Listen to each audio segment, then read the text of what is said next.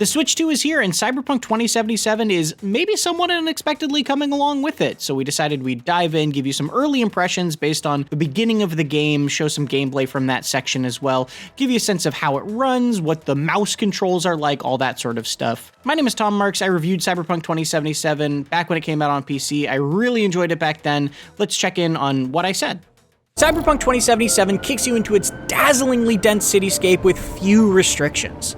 It offers a staggering amount of choice, and your decisions can have a tangible impact on both the world and people around you. Those stories can be emotional, funny, dark, exciting, and sometimes all of those things at once. The main quest may be shorter than expected when taken on its own, but the multitude of optional missions available can have a surprisingly powerful effect on where V and Johnny's story ends up. It's a shame that frustratingly frequent bugs can occasionally kill an otherwise well-set mood, but Cyberpunk 2077's impressively flexible design makes it a truly remarkable RPG. So yeah, I give it a 9 out of 10. That was the PC version. Again, to be clear, we actually went back after launch. We weren't given access to the console versions, so we went back and re-reviewed it on Xbox One and PlayStation 4 and gave that a 4 at launch because they just ran so poorly.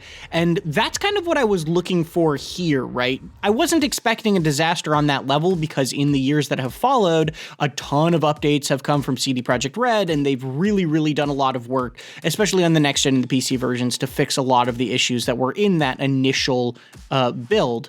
So I wasn't expecting that level of disaster, but what I'll say is I'm really impressed with what we did get. It looks pretty great. It runs pretty well. And you'll notice the load-bearing pretties there. And the reason for that is because if you have somewhere else to play this game, if you have a more powerful system or a powerful PC, I wouldn't necessarily recommend you play Cyberpunk 2077 on Switch 2 first, but if this is your only way to play this game, you never played it before, this is a totally good way to play it, right? It looks pretty nice across the board. There's none of that texture issues that were on the early Xbox One and PlayStation 4 versions where things would be loading right in front of you and people would have these Play-Doh faces. It really does look good, right? It looks, the beauty of Night City, that neon, those nice lighting, the shininess of everything, that's all really reflected here pretty well. The other point of comparison I would make is that previous Switch owners might have played The Witcher 3 on Switch 1 and be expecting something like that. And again, I would say it's better than that for sure.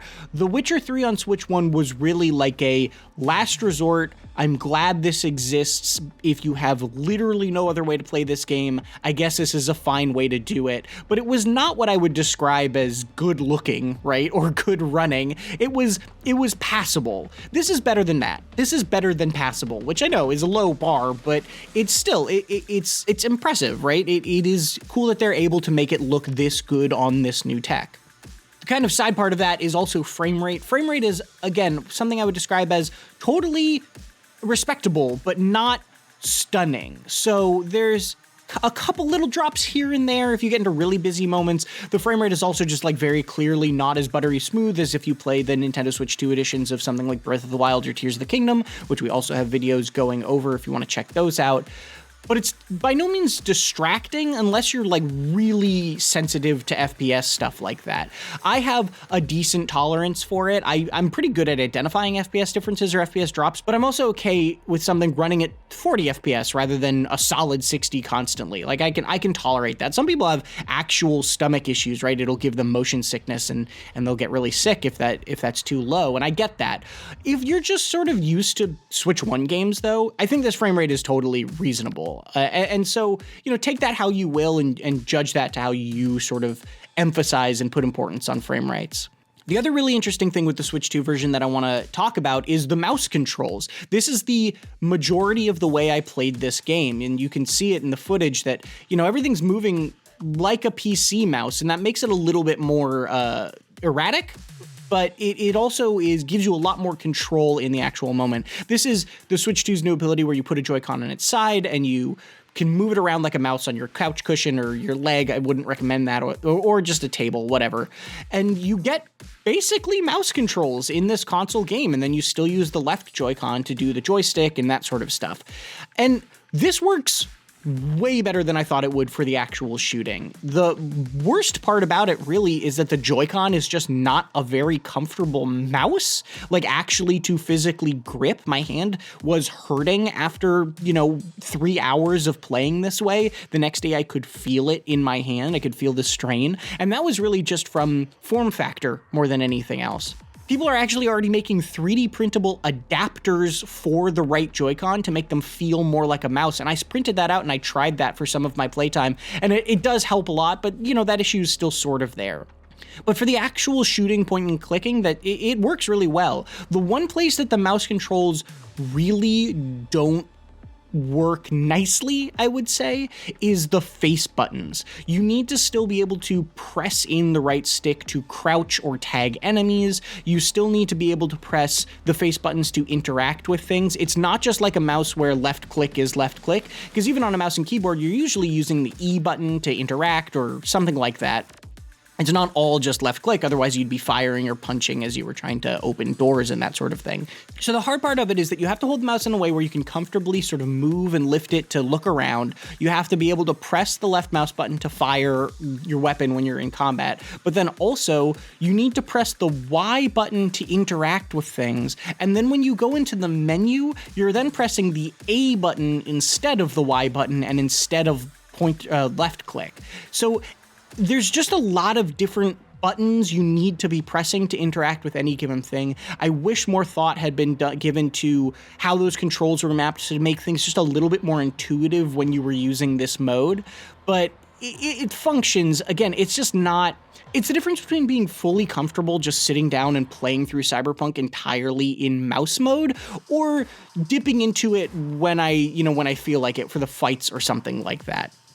I'm not sure I would want to sit down and just play this game 4 hours a day in mouse mode. I think it would be uncomfortable after long periods like that, despite the fact that I think the tech really, really works. And if it came down to it, I do think I have better aim with the mouse controls. And I was still getting used to it, so you might see some flubs in this footage because I was still getting practice with it. But I'm notoriously, I don't like playing shooters or first-person shooters with a controller. I just can't do it with a joystick very well. I come from a PC gaming background, so picking this up as someone from a PC gaming background, it was massively more intuitive and comfortable to aim with mouse controls like this, even with these issues that came along with it. The other thing I'll say is that they were leaps better than the motion control options that were involved. Obviously, you still have that kind of classic, again, used in Breath of the Wild for the bow aiming, where you use the right stick to get close to your target, and then you use the motion controls just to hone in on your target. That stuff still works fine. Totally great way to play the game if you want to play it that way. I very much prefer that to not having any motion controls at all. The things that don't really work with the motion controls are they have these motion gesture things. Like, you can go for melee combat just full early Wii game where you're just swinging the Joy-Cons like crazy in order to do melee attacks, and it just doesn't work very well. There's also motions to reload when you twist your hand some way, or heal if you bring it to your face, and do things like that. And they're just not very comfortable to use. I wouldn't really recommend that. I basically didn't use them at all after testing them out for this review update. But what I will also say is Cyberpunk 2077 is still an awesome RPG. This game really is fantastic. It has gotten even better. A lot of the early issues that I had in my first review did get updated, did get patched in really meaningful ways, and they made improvements to stuff like progression, to leveling. And so if you did play it previously, this is not a bad way to revisit it if you can handle the graphical downstep from whatever other platform you played it on.